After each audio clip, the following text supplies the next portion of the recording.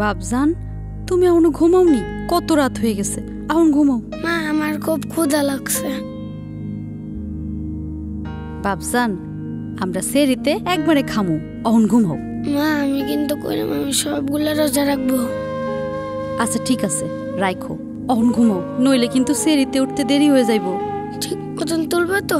গত বছর স্নান করবা না তো? না, করুম না, ঘুমাও।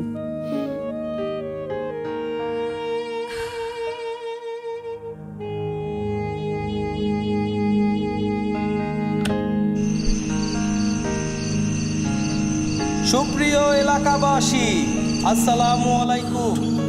এখন বাজে রাত 4টা। আজকের সেহরির শেষ সময় 4:45।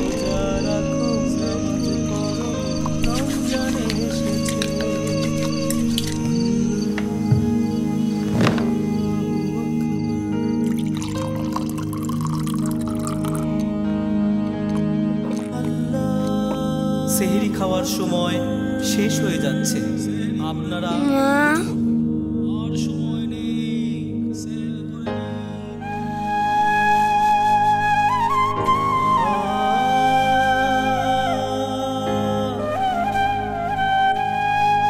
বাপজান, এদিকেও বউ। কি ব্যাপার বাবা, তুমি এত তাড়াতাড়ি উঠছো কেন? অহনো তো রাত আছে। তুমি যাও আর একটু ঘুমাও, আমি তোমার সময় হলে ডাইকা দিব। পানি খেয়ে রোজা রাখা যায় না? রমজান শুধু ইবাদত আর আনন্দের মাস নয়, এটি ত্যাগ ও সহমর্মিতার মাস। আমাদের চারপাশে এমন অসংখ্য পরিবার আছে যাদের জন্য রোজা মানে কেবল অভুক্ত থাকার আরেকটি দিন। আসুন এই রমজানে আমরা তাদের কথাও একটু ভাবি, একটু সহানুভূতি, একটু সহযোগিতা নিয়ে তাদের পাশে থেকে ছড়িয়ে দিই রমজানের সত্যিকার সৌন্দর্য।